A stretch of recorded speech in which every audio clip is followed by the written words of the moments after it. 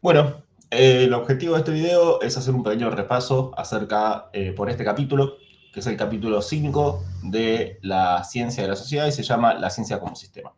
El objetivo de ver este capítulo es que podamos tener de primera mano el acceso a uno de los trabajos monográficos de Luhmann acerca de uno de los sistemas sociales diferenciados o funcionalmente diferenciados de la sociedad. En este caso se trata de la ciencia, que creemos que es uno de los trabajos más complejos y más completos de Luhmann. Luhmann le dedicó un monográfico a distintos sistemas de la sociedad, se lo dedicó al arte, a la economía, a la religión, a la ciencia, a la política. Y bueno, este es uno de ellos, nos parece, como les decía, porque es el más complejo, porque aparte involucra cuestiones de epistemología, de filosofía, de una reflexión acerca de la mirada que él está teniendo en este momento acerca de la sociología. Entonces, por eso es que elegimos este capítulo. Es un capítulo largo. Es un capítulo largo, es un capítulo de 60 hojas, algunas bastante complejas y bastante duras. No voy a exponer el capítulo entero, voy a simplemente como entrar y salir de algunos temas como para ver dónde es que podemos poner el foco en un capítulo así. Y no lo vamos a hacer tampoco en el mismo nivel de detalle. El capítulo tiene 14 acápites, creo, 14 secciones. Vamos a ver con un poco más de detalle cuáles son las ideas centrales del primero, del segundo y del tercero. Después vamos a ver un poco dónde están las ideas centrales de una epistemología, de una ontología de Luhmann en los acápites 4, 5, 6 y 7. Y después, sobre los últimos acápites, simplemente nos vamos a preguntar acerca de, bueno, y con todo esto que venimos viendo hasta ahora, ¿qué es lo que se nos puede decir acerca de la ciencia? Acerca de la ciencia como un sistema. Entonces, ese es un poco el recorrido que vamos a hacer. Bueno, ¿por dónde arranca esto? Arranca, obviamente, por una definición de sistema. Luhmann retoma acá la definición de que los sistemas se constituyen básicamente en la relación selectiva de operaciones. Es decir, que los sistemas emergen cuando las operaciones, que en este caso tratan con la comunicación, se ordenan de modo selectivo, se vinculan y se articulan de un modo selectivo. Y particularmente que esa selección se suele dar a través de que funciona o se rige por un código y que dentro de ese código es capaz de armar toda una realidad, a pesar de que las comunicaciones que en última instancia van a constituir a la ciencia son comunicaciones altamente improbables. Que esto es algo que Luhmann lo dice para todos los sistemas, ya lo sabemos, pero en el caso de la ciencia esa improbabilidad, por ejemplo, se observa en que es muy difícil o es muy raro que alguien acepte una comunicación científica. Porque, por ejemplo, casi siempre o a la larga, todas las teorías y todos los autores siempre van a terminar equivocados. Entonces, pareciera que la idea de la ciencia o la idea de poder hacer una comunicación científica que venga a decir, che, todos estuvieron equivocados, la que va es esta, asumiendo una idea de verdad que sabemos que nunca va a ser definitoria, parece ser bastante una definición de una comunicación altamente improbable o con una comunicación con una baja probabilidad de éxito. Pero bueno, dicho esto, aún así, Luhmann dice, la ciencia funciona. ¿Y por qué funciona? Y bueno, funciona o existe o sigue sucediendo. ¿Por qué? Porque en primer lugar tiene una función social. Porque la sociedad demanda a una de sus partes que le provea conocimiento nuevo. Y ahí tenemos por ahí el primer concepto que Luhmann nos va a dar, que es el de función social de este sistema social funcionalmente diferenciado, que va a ser entonces proveer conocimiento nuevo. Y lo va a hacer justamente a través de un código que tiene una capacidad de abstracción altísima, que es el código de verdad-falsedad. Todos los códigos binarios tienen capacidad de abstracción porque en última instancia lo que van a hacer es mirar al mundo y ordenarlo en base a sus dos valores. Vamos a ver que además en el caso del sistema científico, esa capacidad de abstracción que tiene el código de la verdad o el código de la distinción entre verdad-falsedad es muy alto y es muy rico y le sirve mucho obviamente a su función. Después Luhmann va a decir que además es evidente, o sea, que en las condiciones históricas hay algo que favorece mucho, que es que o favorece no, que es la causa central de la existencia de la ciencia, que es que el hecho de que se haya instalado un medio simbólico generalizado de comunicación, que es la verdad. Es decir, que se instaló de alguna manera una forma de comunicarse que supone que aquello que es comunicado es lo que es o es así a pesar de la voluntad de quienes comunican. Es decir, que hay una comunicación en la cual se dice, yo creo que el mundo es así, pero es así más allá de lo que yo piense, más allá de lo que yo quiera. O sea, no depende de mi voluntad que el mundo sea así y tampoco depende de quien me escucha. Esa manera de plantearse frente a lo que se comunica, acá lo que tenemos de fondo es esta distinción de acción y vivencia que pudimos ver también en otros momentos donde veíamos el sistema de la sociedad de Luhmann. Esa manera que comunica la ciencia es, por ejemplo, radicalmente distinta de cómo funciona la política. La política supone dos voluntades, por ejemplo. Entonces, bueno, hasta acá es lo primero que nos va a decir Luhmann acerca de como los grandes conceptos que tiene o que vamos a encontrar sobre los que se basa un poco la idea de sistema como ciencia, que son entonces lo de función, lo de que tenemos un código y que aparte tenemos un medio simbólicamente generalizado de comunicación que va a ser la verdad. Vamos ahora al segundo capítulo. El segundo capítulo va a poner el foco en lo central del armado del sistema, que es la clausura.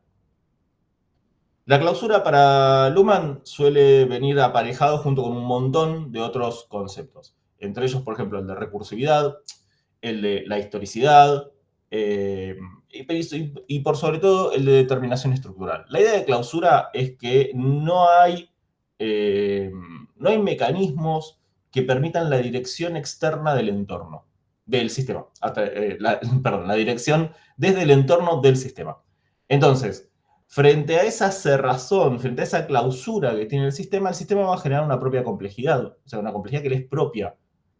Y eso lo va a hacer a través de la recursividad de las operaciones, es decir, que va a agarrar operaciones pasadas y va a operar sobre esas operaciones pasadas hacia operaciones futuras. Vamos a ver que además eso le da al sistema un carácter histórico, porque el sistema no piensa igual en el momento 1 que en el momento 2, que en el momento 3, porque ha ido actualizando su memoria, ha ido actualizando sus estados. Eso lo convierte además en un sistema no trivial, porque nosotros no podemos de antemano pronosticar cómo es que va a evolucionar un sistema que tiene esa capacidad de ser histórico y de modificar históricamente sus estructuras. Va a ser un sistema que además está a cargo de su propia autoobservación, de modo tal que el sistema está dotado de una reflexión y es capaz de pensar y es capaz de pensarse a sí mismo en su historia y en su desarrollo. Y además vamos a ver que es un sistema que es capaz de cambiar sus estructuras por el mecanismo de evolución.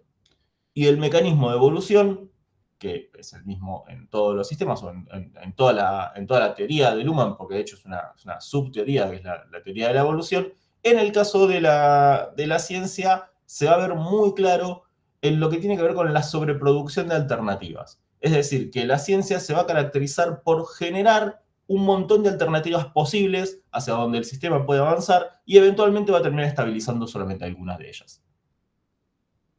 Después va a decir que la clausura del sistema supone un acoplamiento con el entorno, pero eso es interesante porque el principal entorno que tenemos sobre el que la ciencia tiene que acoplarse son los estados mentales. Esto es interesante porque de alguna manera es contraintuitivo a veces a cómo pensamos la ciencia. Nosotros pensamos que la ciencia se tiene que acomodar a la realidad, o se tiene que acoplar a la realidad, y es un argumento que Luhmann va a discutir después más adelante. No es que no sea así, de hecho lo va a poner en esos términos, va a poner que el sistema y la ciencia siempre están acoplados con la realidad, pero acá que todavía está hablando en términos de clave sistémica un poco más abstracta, lo que nos está remarcando es que tengamos cuidado que el principal entorno entonces de los sistemas sociales no es necesariamente la realidad, sino lo que se piensa de la realidad. ¿Por qué? Porque en clave comunicativa, todo aquello que llega al sistema de la ciencia tiene que pasar primero por el filtro de las conciencias, que son quienes hacen los aportes comunicativos. Entonces, ese primer entorno entre el sistema del sistema ciencia van a ser básicamente las mentes. Después va a retomar la idea de autopoiesis. Va a decir básicamente que, bueno, que el sistema ciencia es un sistema autopoético porque produce sus propios elementos, y va a aclarar que esos elementos son comunicaciones donde se disputa la idea de verdad. Pero se disputa simbólicamente la idea de verdad.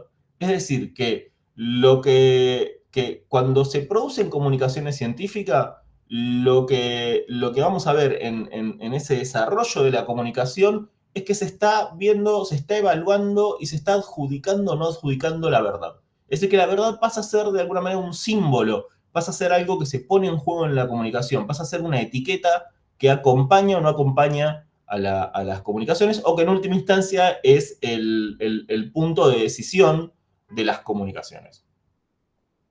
Además, nos va a decir que dada la cerrazón o la clausura del sistema, el sistema tiende a construir a su entorno.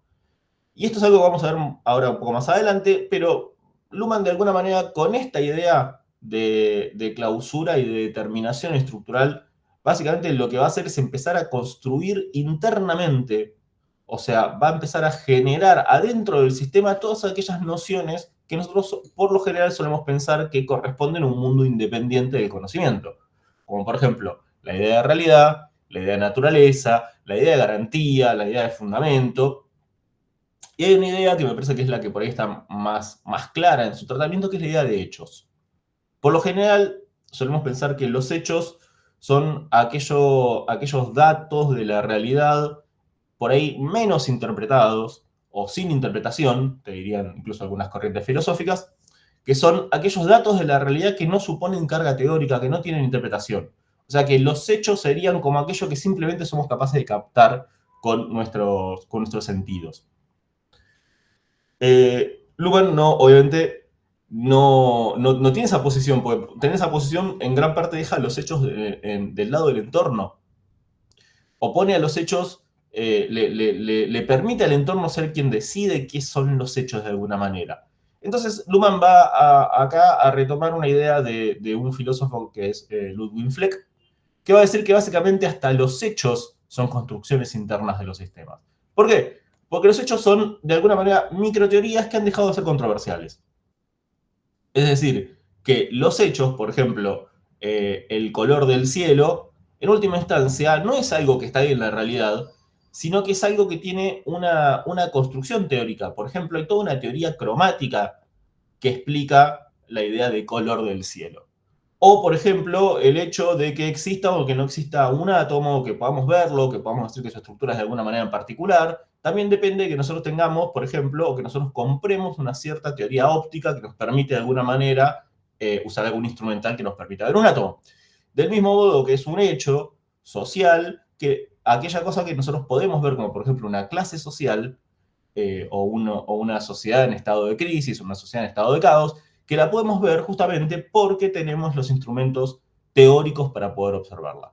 Entonces, para Luhmann, la idea de hecho, que es, de vuelta, una de las nociones por ahí se quiere más cercanas a la idea de una realidad no interpretada, incluso la idea de hecho, les decía, es una construcción interna del sistema.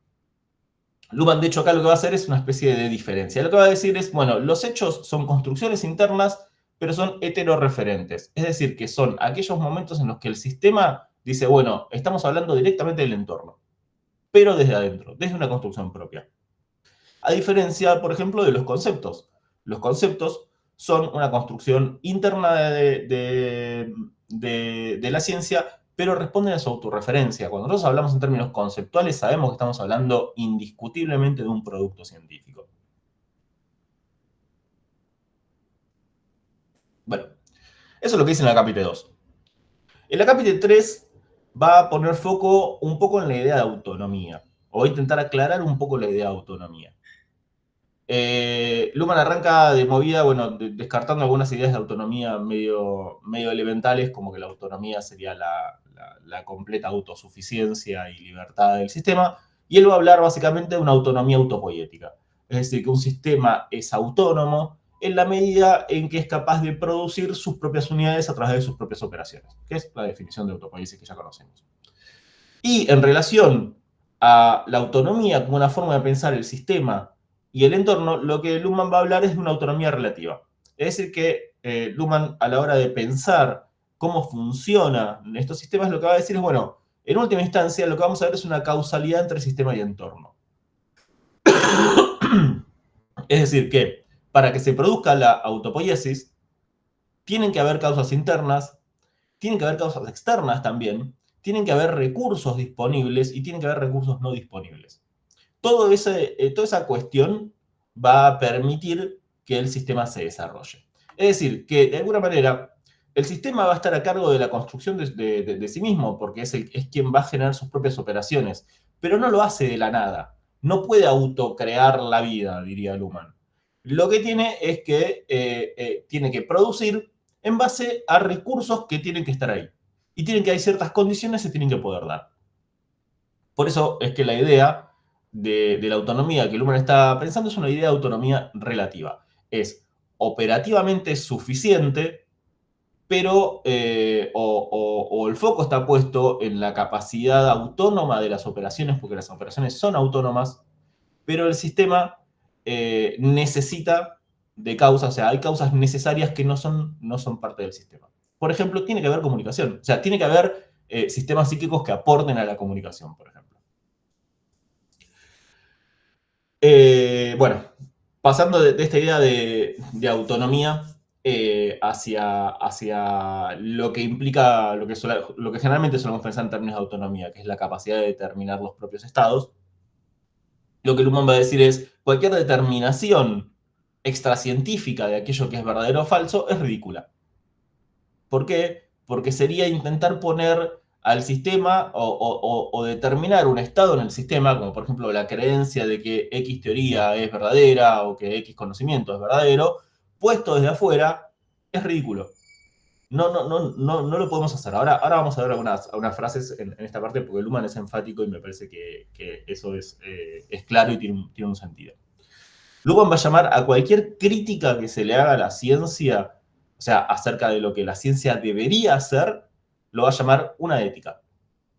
Y la ética, sabemos, es un discurso que suele estar por lo general afuera de los sistemas, o rivalizar de alguna manera con los sistemas. En cuanto hablemos de autonomía, lo que vamos a ver es que básicamente lo que nos queda a partir de la autonomía es que las producciones que se den adentro del sistema van a estar sustentadas en relaciones circulares. Entonces, va a decir Luhmann, solo la ciencia puede definir lo que es ciencia. O solo la ciencia puede definir a un conocimiento como nuevo. O sea, volvamos a la definición de la función social de la ciencia. La función social de la ciencia es proveer conocimiento nuevo a la sociedad. Bueno, como mínimo, la ciencia tiene que atribuir en la comunicación la idea de nuevo viejo. O sea, la ciencia es quien va a decir, bueno, esto es un conocimiento nuevo, esto es un conocimiento viejo. Esa definición de lo que es un conocimiento nuevo o un conocimiento viejo solamente lo puede hacer la ciencia, porque lo hace en base a su propia memoria. La ciencia determina aquello que es nuevo o es viejo en base a su temporalidad, a su manera de manejar la memoria y a las maneras que tenga acaso de generar propuestas alternativas, propuestas novedosas.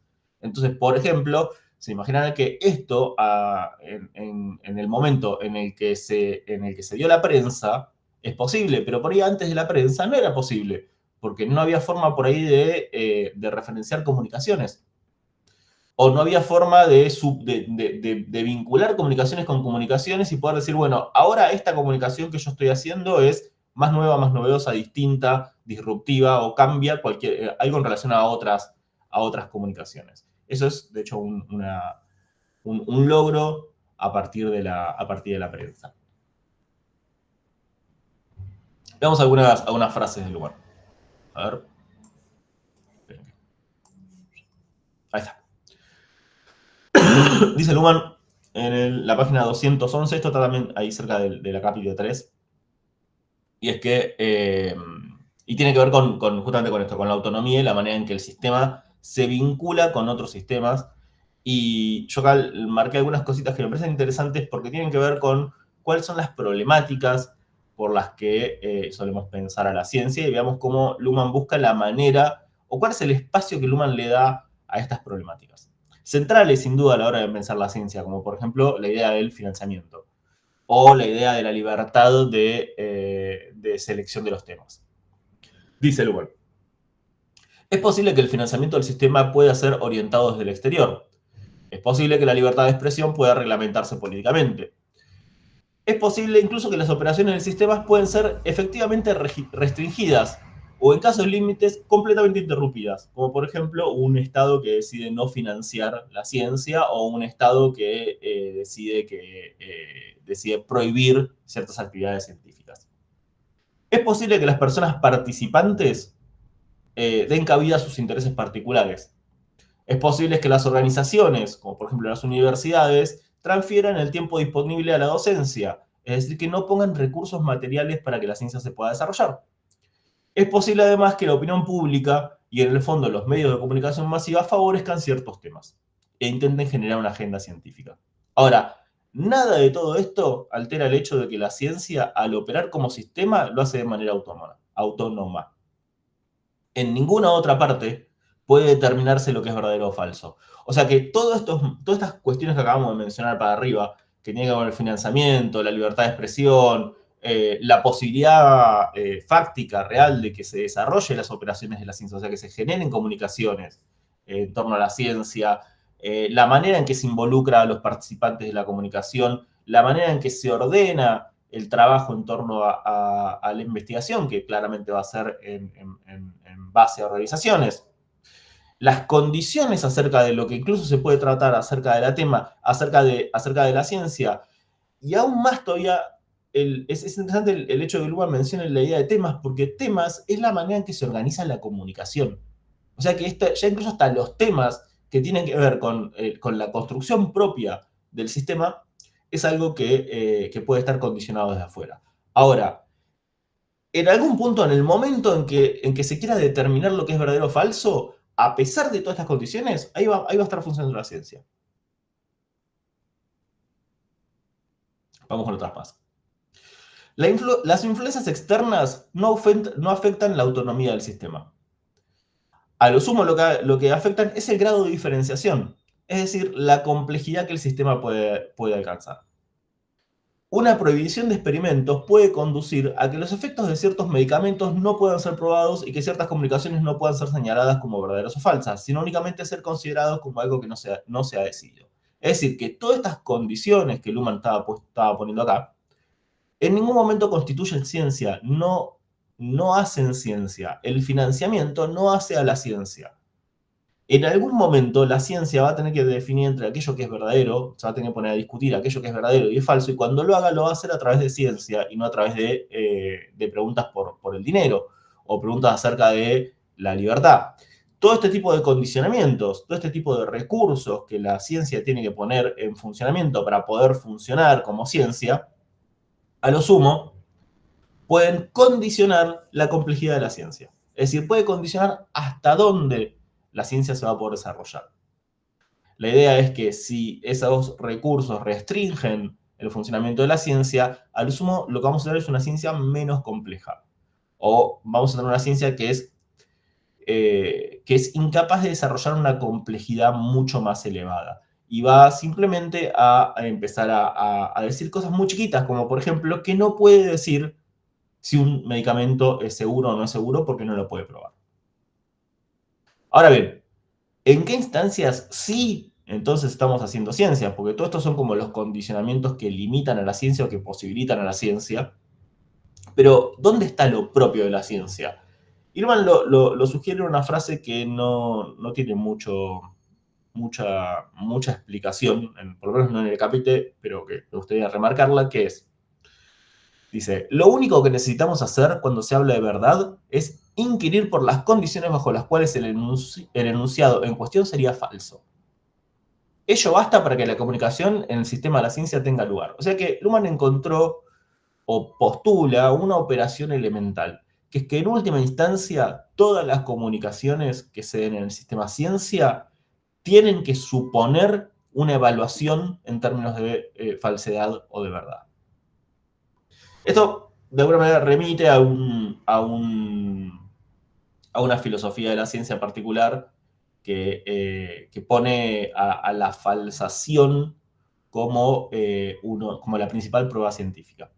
Como que es ciencia todo aquello que de alguna manera es plausible de ser falsable, mientras que no es ciencia aquello que no se puede de alguna manera llevar a una prueba de verdad o falsedad. Eso es lo que decía, por ejemplo, Popper, con un modelo mucho más elaborado, obviamente.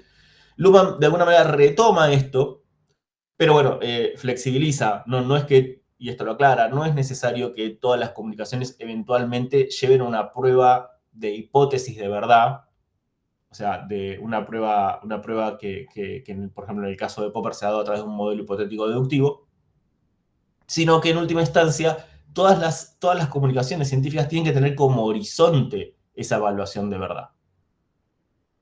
Es decir, que no todas tienen necesariamente que incluir la palabra verdadero o falso, dice Luhmann, pero que en última instancia lo que ordena toda esa discusión es que podamos ponernos en esa evaluación. Vamos a hacer esa evaluación que eventualmente nos permita atribuir la etiqueta de verdad o falsedad. Bueno, con esta descripción, Luhmann pasa entonces a pensar un poco, bueno, hasta ahora veníamos poniendo un poco el foco en lo interno, veníamos poniendo el foco en la clausura, veníamos poniendo el foco en la recursividad, en la autonomía, bla, bla, bla, bla. Ahora Luhmann va a empezar a poner un poco el foco en lo que está afuera, es decir, en cómo es el mundo para el sistema. O si se quiere, ¿qué es lo cientificable? Porque digo, todo para el sistema toda representación que el sistema se haga del mundo va a ser una representación en términos de ciencia. Entonces la pregunta es, ¿qué es lo cientificable? ¿Qué es lo que el sistema es capaz de observar desde el código? Y ahí vamos a ver algo interesante que tiene esta manera de pensar la autonomía o la clausura, que es que básicamente todo se vuelve observable bajo esta idea. El sistema es capaz de hacer ciencia acerca de todo. ¿Por qué? Porque todo se vuelve observable desde el código. El código tiene esta capacidad de ser altamente abstracto y de separar al mundo en dos, pero todo queda dentro de esa separación. Es decir, que no hay tema, no hay cuestión que el sistema no pueda en última instancia tratar en términos de ciencia, en términos de verdad y falsedad. Incluso, dice Luhmann, es interesante porque el sistema, al trabajar de esta manera, se libera de límites importantísimos, como por ejemplo, se libera de los límites de la experiencia humana. Un ejemplo de todo esto es que el sistema ciencia ha sido capaz de generar la idea de un sujeto trascendental. Es decir, la idea de un sujeto que trasciende a la experiencia humana, que trasciende a los límites de la experiencia humana. Es un sujeto que, por ejemplo, podría ser o pura razón, o es un sujeto que está fuera del tiempo y del espacio, o es un sujeto que está fuera de la experiencia. Es esa construcción que ha tenido la ciencia responde justamente a esto. Responde a que la ciencia, para poder funcionar, para poder observar todo, incluso lo va a hacer de una manera que está mucho más allá de las capacidades de cada uno de nosotros. Bueno, eso es un poco acerca de cómo la ciencia va a mirar al mundo. Ahora, ¿qué nos dice esto del mundo? Porque venimos poniendo el foco en la clausura, en la autonomía, pareciera que del otro lado del mundo no va a haber nada. Y Luhmann nos va a introducir una idea de mundo que es interesante. Básicamente nos va a decir que, primero, el mundo existe. O sea, que existe un mundo externo y esta es como la parte más ontológica, si se quiere, de Luhmann. Se presupone que ese mundo externo tiene estructuras y regularidades. Es decir, se supone que es un mundo que tiene una cierta regularidad en términos de espacio y de tiempo. Por ejemplo, si usamos las categorías de Kant. Pero sin duda también es un espacio, es un mundo que tiene una estructura de expectativas, que son estructuras de una ontología un poco más social. Ahora, lo que el entorno no tiene, o sea, lo que el mundo no tiene es, perdón, el entorno, ahora vuelvo a la idea del mundo. Parece que mundo y entorno son iguales, pero no están así.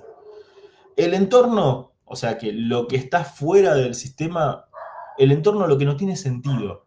El entorno no tiene diferencia, no tiene negación. El entorno no tiene esta diferencia central que es, por ejemplo, la que establece un código, la de tener un lado positivo, un lado negativo, la de tener una verdad y una falsedad que le permite, por ejemplo, negar que frente a lo que es verdad venga y diga no, es falso, y frente a lo que es falso venga y diga no, es verdadero. Esa diferencia la introduce el sistema. El entorno, dice Luhmann, no tiene información, el entorno es como es. Entonces, en algún modo, el código define al mundo, al mismo tiempo que define las operaciones que van a determinar el sistema. Leo la frase entera porque es uno de los tantos frases medio paradojas, medio tautológicas de Luhmann. El código define un mundo y al mismo tiempo define operaciones que a su vez determinan un sistema que se delimita en el mundo para poder observar. El mundo, entonces, va a aparecer como la unidad de la diferencia entre el sistema y el entorno. Es decir, que la idea de mundo, en el caso de Luhmann, no solamente refiere a un mundo externo, o sea, no solamente refiere a esta cuestión ontológica de lo que existe, sino que el mundo incluye al sistema, pero incluye al sistema como la unidad de esa diferencia que el sistema introduce. Es decir, que el mundo es ese espacio en el que sistema y entorno conviven y es el espacio en el cual la diferencia que el sistema introduce parece que se integra. Por eso es la unidad de la diferencia.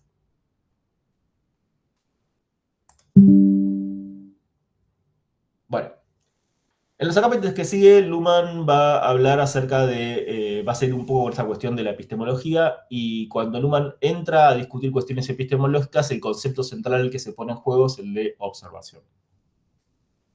Luhmann, como vimos acá con esta idea del mundo, Luhmann, el primado del mundo no está puesto en la identidad. El primado o el principio a través del cual se entiende el mundo y que se entiende todo en términos sistémicos es el principio de la diferencia. ¿Por qué? Porque es el sistema el que introduce la diferencia. Es el sistema el que dice, bueno, hay un sistema y un entorno. Es el sistema quien dice existe algo así como la verdad o la falsedad. O sea, que es el sistema quien introduce esa marca que de alguna manera pone en juego el resto de las distinciones. Esa diferencia, como dijimos, no va a estar en el entorno, esa diferencia no tiene sentido que esté en el mundo, esa diferencia es algo introducido por el sistema. Y acá Luhmann dice, bueno, ¿cómo podemos observar esa diferencia? Y ahí aparece la idea de la observación y de los niveles de observación. Acá me adelanto un cachito y lo explico un poco por ahí en términos en el que Luhmann los pone en la capítulo 7 antes que el 6. Luhmann va a hablar, por ejemplo, de que existe una observación de primer orden. Una observación de primer orden es, sabemos las observaciones, son básicamente operaciones que se realizan a través de la diferencia. Para poder observar hay que marcar algo que queremos observar y dejar afuera algo que no vamos a observar. O sea que toda observación arranca por trazar. Sabíamos con Spencer Brown. En el caso de las observaciones, lo que esto nos permite ver es decir, bueno, existe un foco a través del cual yo puedo decir que, por ejemplo, afirmar A. No importa que sea A, pero la cuestión es que estamos afirmando A. Cuando nosotros estamos en esa observación, esa afirmación que a través de establecer una distinción que nos permite observar y decir A, estamos en un primer orden de observación. Ese primer orden de observación generalmente fue pensado en términos de la realidad. Para quien se compre, para quien asuma la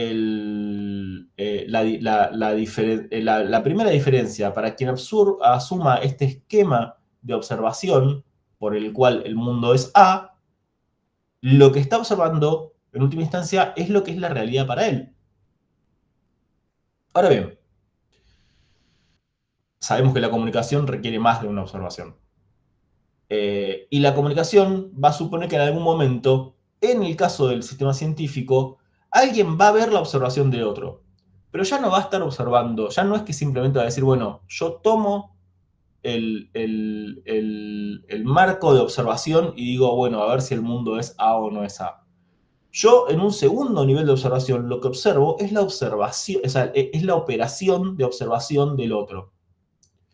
Entonces, en un segundo orden de observación, yo puedo decir que X dice A. Acá, esto puede ser obviamente el mismo sistema, en dos momentos de su reflexión distinta. En este segundo orden de observación, lo que tenemos funcionando en términos científicos es la relativización y la crítica. Es decir, que en este segundo nivel de observación, lo que el sistema hace es adjudicar una realidad a quien la dice. ¿Por qué? Porque en el segundo sistema de observación nosotros estamos viendo que esa realidad es parte de esa distinción que se introduce en el primer orden y que quien opera con esa distinción en primer orden no la puede ver. ¿Por qué? Porque lo que está haciendo es ver el mundo. Cuando yo veo el mundo a través de un marco conceptual, cuando yo veo un mundo a través de la ventana, digamos, yo no estoy poniendo el foco en la ventana, estoy poniendo el foco en el mundo. La ventana, al sumo, me dejará ver ciertos espacios del mundo y me tapará otros. Mi esquema de diferencia me permite ordenar el mundo a través de dos lados, de lo que está dentro y lo que está fuera de esa diferencia, pero no me permite poner el foco en la diferencia. Si yo pongo el foco en la diferencia, me introduzco a mí mismo como observación en la observación. Entonces entro en un segundo orden, un segundo nivel de observación. Es interesante, dice Luhmann, que cuando pasamos del primer orden de observación al segundo orden de observación, dejamos de hacer preguntas acerca del qué, o sea, dejamos de hacer preguntas que se responden como decíamos acá, con la afirmación A, o sea, el qué, el mundo es tal cosa, eso es un qué, y lo que pasamos es a responder preguntas acerca del cómo. Y preguntas acerca del cómo tienen que ver con cómo se observa.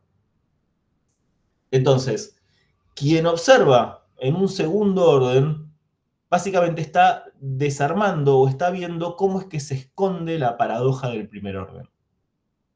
Pasamos de preguntas del qué a preguntas con el cómo, es decir, preguntas que tienen que ver con cómo se construye eso que se está observando.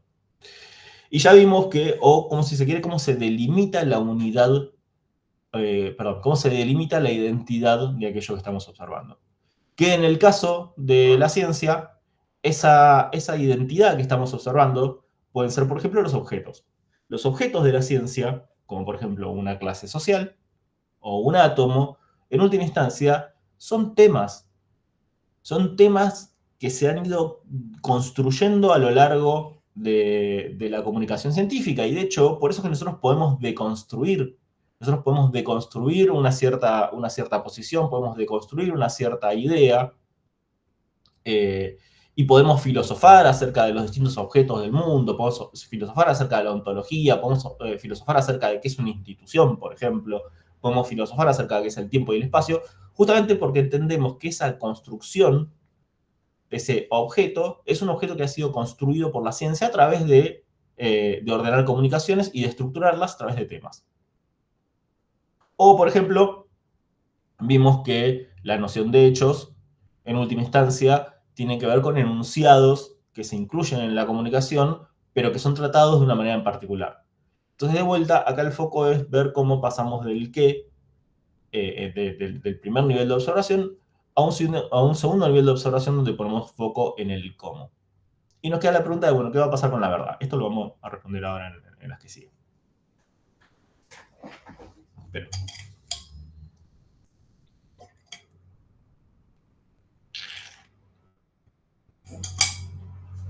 Luhmann nos va a decir que, en última instancia, acá Luhmann compra un presupuesto del constructivismo radical, un presupuesto de filosofías que en algún punto lo que dicen es que no podemos hablar por afuera de la experiencia. Es un presupuesto que se conoce como la base del escepticismo. Es decir, que nosotros no podemos decir cómo es la realidad, porque siempre la vamos a decir acerca de nuestra propia experiencia. En el caso del constructivismo radical te dirían una experiencia individual. No podemos hablar de la realidad. sin adjudicarle a un observador, y por eso es que vimos con Maturana y vimos con otros pensadores de toda esta corriente constructivista o esta corriente cibernética, que siempre se dice que la realidad corresponde a un observador, o todo lo que se dice acerca del mundo lo dice alguien desde algún lugar en particular. Entonces, si no podemos hablar de la realidad por afuera de la experiencia, no podemos hablar de la idea de representación. Porque la idea de representación, en términos epistemológicos, supone la identidad de dos cosas. Supone la identidad de aquello que yo me estoy representando, que es el conocimiento, con cómo es el mundo en realidad. Como yo no puedo tener una idea de cómo es el mundo en la realidad, sino solamente a través del conocimiento, de alguna manera lo que Luhmann dice, bueno, no podemos suponer que la epistemología se oriente, o que la ciencia, la epistemología es la reflexión de la ciencia, que la ciencia se oriente a hablar de una representación del mundo. A esa idea generalmente de que la ciencia pueda hablar acerca de cómo es el mundo real, lo solemos llamar realismo, pero no nos vamos a meter en esa discusión. Lo que sí vamos a ver es que Luhmann pareciera de alguna manera de plano bajarle un poco el precio a la idea real, de lo real, y decididamente a pararse en contra de la idea de que la ciencia representa de alguna manera la realidad. Nos queda todavía una cuestión más que tiene que ver con la observación, que es que, decíamos, la ciencia va a operar en gran parte pasando por observaciones de primer orden, en las cuales alguien dice a observaciones de segundo orden, en las cuales alguien va a decir, alguien dijo A. Y ahí ya pasamos del qué también al cómo, porque vamos a poder ver por qué X dice A. Y eventualmente la ciencia va a presuponer un tercer orden, que es que quien sea que está haciendo este relato, dice, bueno, es verdad que tal cosa. Es verdad que A. No sé por qué puse es verdad que Z. ¿No? Debería ser A, pues la afirmación viene siendo A. La idea de que es verdad que A supone todo el entramado de comunicaciones en el cual la ciencia no solamente considera la observación, también considera las condiciones de esa observación. Es decir, que en el tercer orden, para que de alguna manera en la comunicación pueda existir o pueda emerger la idea de que es verdad que A, se tiene que considerar las condiciones de reproducción del sistema. Y eso Luhmann lo va a llamar un tercer orden, que lo va a ubicar mayormente en la idea de estabilización, que es una idea que tiene que ver con la evolución.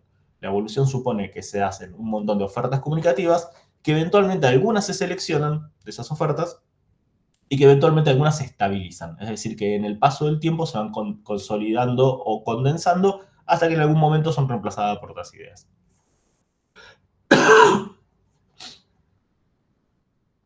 Bueno, ya pasando hacia los acápites que vamos a ver como un poco más por arriba y que tienen que ver con la manera en que Luhmann nos va a hablar de la ciencia desde todo este armado conceptual.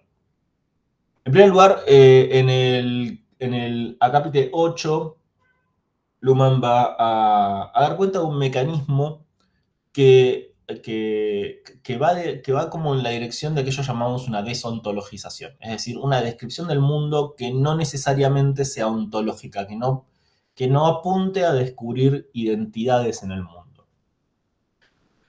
¿Y cómo es que se va a dar esto? Bueno, en primer lugar, porque la verdad, como medio de comunicación simbólicamente generalizado, básicamente hace del mundo un sustrato. Es decir, hace del mundo una materia que en última instancia se puede diluir y se puede recombinar. Y se puede diluir y se puede recombinar en las comunicaciones. A esto Luhmann lo llama un acoplamiento laxo, o sea, un acoplamiento flojo, y un acoplamiento estricto.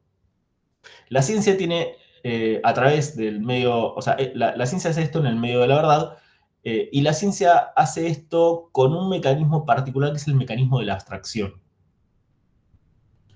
Entonces, ¿qué es lo que la ciencia logra a través de la abstracción? Bueno, la ciencia logra, por ejemplo, poner el foco en una unidad, o poner el foco en las relaciones que componen esa unidad, o poner el foco en aquellos elementos que analíticamente componen a una unidad.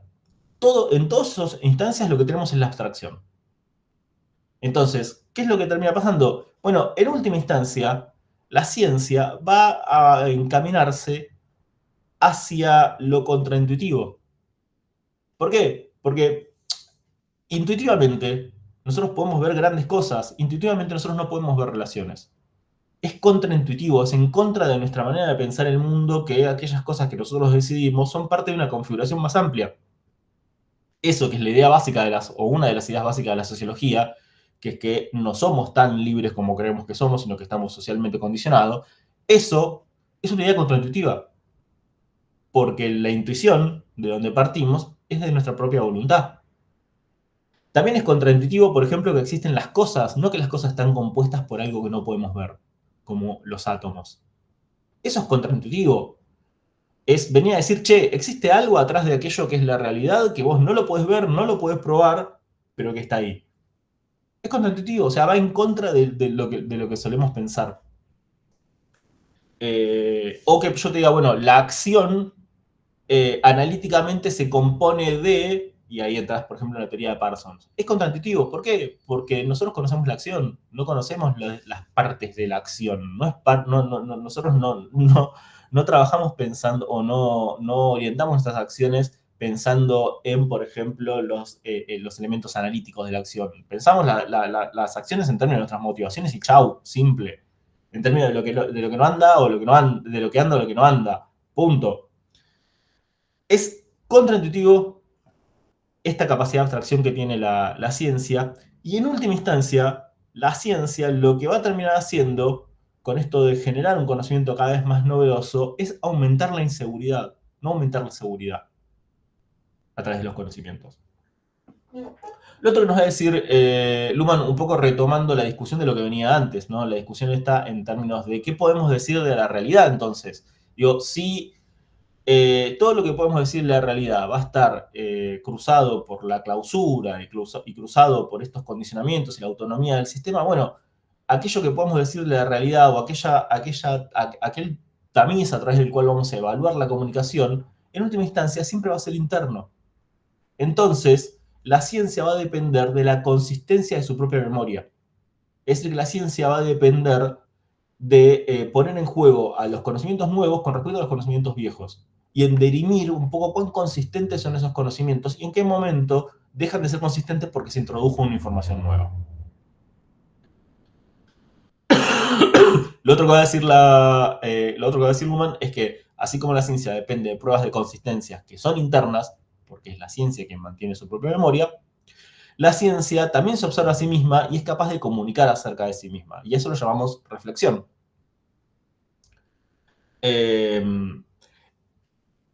Y al hablar de reflexión, por lo general se ha pensado que la filosofía o la epistemología o la filosofía son el espacio donde la ciencia se piensa a sí misma. Pero lo que Luhmann nos va a decir es, bueno, en última instancia, esta reflexión no puede ser ni externa ni normativa. Es decir, que eventualmente la ciencia va a comunicar acerca de sí misma, va a comunicar acerca sobre sí misma, pero lo va a hacer de una manera científica. Entonces, eventualmente todas las filosofías terminan siendo filosofías naturalizadas, es decir, filosofías que utilizan los métodos de las ciencias empíricas, o sea, las no filosofías, como la sociología, la biología, etcétera, etcétera, que es un poco lo que veíamos viendo que proponían Maturana, y que proponían Piaget, y que proponían todos los constructivistas. Lo interesante es que esta idea de que no puede haber una filosofía normativa, una filosofía externa que condicione la reflexión de la ciencia y condicione la manera en que la ciencia comunica y se piensa a sí misma, también supone que entonces tampoco pueden ponerse presupuestos o valores sociales desde afuera. Esto tiene que ver un poco con esa cuestión antinormativista que veníamos viendo del humano. Y bueno, ya los últimos apartados, la idea central de cada uno de estos últimos apartados, me parece, o lo que estos nos dicen acerca de la ciencia, es que la ciencia, obviamente, como todas las cuestiones que funcionan en el medio del sentido, tiene una dimensión temporal. Esa dimensión temporal, en términos científicos, lo solemos traducir como un proyecto. Un proyecto básicamente es eso. Un proyecto es, nosotros ordenamos una secuencia de comunicaciones y de operaciones de conocimiento en términos de una estructura, de un diseño que se va a dar en el tiempo. Aparte, digo, pensemos que incluso hasta la idea de verdad que uno utiliza en la investigación es hipotética, o sea, es algo que uno tiene, es una hipótesis, uno tiene que probarlo de alguna manera y se prueba en el tiempo. Entonces, las ciencias se ordenan temporalmente en proyectos y la mejor modo o el modo más eficiente de llevar adelante un proyecto es sobre la base de una organización. Las organizaciones son sistemas que cruzan a todos los sistemas, son sistemas sociales en particular, pero no son sistemas sociales funcionales. O sea que la organización es un espacio en el cual la economía convive con la política, con la ciencia, con bla, bla, bla, bla, bla, bla, y que pone en juego recursos. Entonces, la mejor manera de llevar adelante la investigación o la mejor manera de pensar los proyectos es en base a las organizaciones. Cuando nosotros nos ponemos en términos de proyectos, tenemos que considerar un montón de recursos. Uno de esos recursos centrales es el tiempo, porque sabemos que los sistemas que están de alguna manera restringidos por funcionar en el tiempo están obligados a la selección. Y cuando introducimos la consideración de esos recursos, lo que nos encontramos son riesgos. ¿Por qué? Porque cuando se desarrolla una línea, por lo general no se desarrolla otra. O cuando nosotros tomamos una decisión pragmática, como por ejemplo, vamos a hacer entrevistas o vamos a hacer encuestas en base a nuestros recursos disponibles, en base a nuestro tiempo, sabemos que hay algo que estamos perdiendo. Entonces, siempre que nosotros que tengamos que, por ejemplo, meternos en esta dimensión temporal o siempre que tengamos que tomar una decisión en base a recursos, van a aparecer los riesgos. El sistema hace esto todo el tiempo y de esta manera se generan y se producen incertidumbres y limitaciones. Una de esas incertidumbres es, por ejemplo, el carácter hipotético. Es decir, yo creo que haciendo un diseño voy a poder de alguna manera mostrar esto. Ahora, lo que sea que yo puedo mostrar va a estar limitado a la manera en que yo hice la investigación y a la manera en que la cuento y en la manera en que doy cuenta de los límites de mi método. Entonces, hay incertidumbres y hay limitaciones y es interesante que esto, como vimos, en un marco un poco más ecológico, todo lo que es riesgo para el sistema, desde afuera, es pensado como un peligro. Entonces, el resto de los sistemas van a reaccionar a estas limitaciones con las que opera el sistema. Y que aparte son limitaciones para ellos, porque, por ejemplo, que nosotros hagamos investigación con, no sé, animales o que hagamos investigación con ciertas cuestiones en particulares, puede tener un correlato económico, puede tener un correlato político, puede tener un correlato filosófico perdón, religioso, etcétera, etcétera, etcétera. Entonces, ahí ya lo que Luhmann nos lleva es a pensar cómo la clausura impacta en un modelo un poco más ecológico en el cual consideremos otros sistemas. Después va a hacer foco un poco en la idea de inclusión y exclusión, es decir, cómo es que en la comunicación científica se incluye o se excluye la participación de los individuos, la participación de las conciencias, de los sistemas psíquicos. Luhmann va a decir que la comunicación científica idealmente incluye a la comunidad en términos de condiciones de igualdad.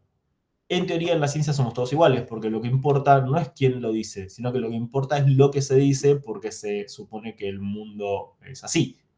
Entonces, hay un montón de mecanismos, entre ellos, por ejemplo, la evaluación doble ciego, o bueno, el mecanismo de que te diría Merton, si mal no recuerdo, que es que la ciencia básicamente es crítica organizada. El ethos de la ciencia es ser crítica organizada. Entonces, para que esa crítica funcione, nos tenemos que asegurar que todos podamos criticar desde el mismo lugar y que todos tengamos la misma chance de poder levantar la voz y decir, sobre esto quiero que discutamos. Ahora, que esto, por cierto, es una idea que está muy en boga desde el punto de vista del feminismo, de las filosofías feministas. Lo vamos a ver en otro momento. Ahora, esto que pasa idealmente, en la práctica no pasa tanto. En la práctica, lo cierto es que hay mecanismos que son por ahí un poco más económicos. Como por ejemplo, la reputación. La reputación es un código secundario, o sea, es una segunda moneda que el sistema desarrolla y que atribuye a sus distintos partícipes de la comunicación. Entonces, idealmente, la ciencia nos incluye a todos, pero en la práctica la ciencia también incluye a quienes son parte de comités o deja pasar la comunicación y algunas decisiones por quienes son parte de un comité o eventualmente se condiciona de esa manera. Y lo último que Luhmann nos va a aclarar es en relación a esta idea de la función. Luhmann nos va a volver a ver a la ciencia así en un modelo un poco más psicológico y dice, ok, bueno, tengamos en cuenta que la ciencia en relación al sistema total tiene la función de proveer nuevos conocimientos o conocimientos novedosos o de producir conocimientos novedosos, pero que también podemos ver a la ciencia jugar en relaciones de acoplamiento con otros sistemas, en cuyos casos lo que la ciencia va a tener va a hacer aportes. La ciencia le va a hacer aportes al sistema económico a través de servicios científicos, le va a hacer aportes a la ciencia, a la política, por ejemplo, acerca de guiarlo, por ejemplo, en la pandemia, etcétera, etcétera, etcétera. A eso no lo vamos a llamar función, a eso lo vamos a llamar servicio o prestación. Y bueno, eso es básicamente lo que yo creo que son como las ideas centrales de este capítulo. Como les decía, creo que lo central del capítulo, yo igual espero que ya lo hayan leído antes de ver el video, lo vamos a encontrar en los primeros 4 acápites, pero la idea era poder hacer este recorrido entero como para que también puedan leerlo de primera mano y ver ustedes cómo es que se va armando el argumento de Luhmann y por dónde suelen ir un poco sus discusiones.